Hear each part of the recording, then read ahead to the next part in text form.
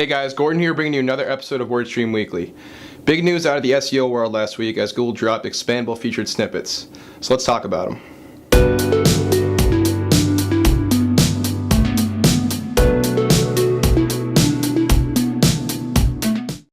So it's been a year chock full of changes to the SERP, starting with 0 search results and more search results in the spring.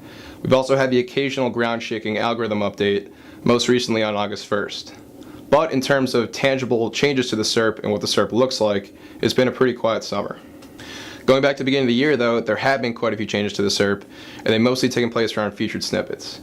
For instance, if you enter the query, how to set up call forwarding, that's a query that could have multiple answers depending on your carrier, so Google will give you the option to select the carrier that pertains to you. Google also released multi-intent snippets in February, which are exactly how they sound. If there are multiple potential intents behind your query, your snippet will display answers for those potential intents. Expandable featured snippets, which dropped last week, provide useful information on specific subtopics related to your source query.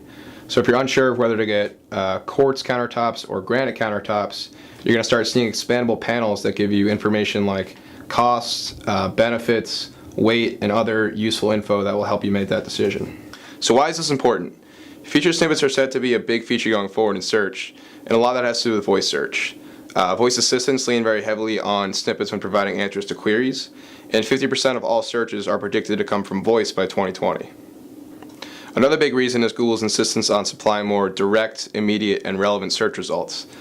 We saw it in the spring with direct answers, and we're seeing it now with the increase in snippet functionality.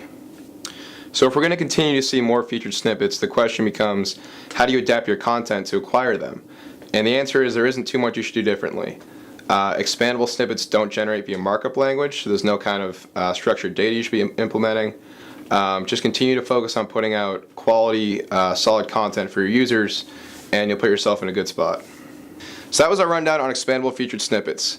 If you want to learn more, you can head to the link in this post. And thanks for stopping by for another episode of WordStream Weekly.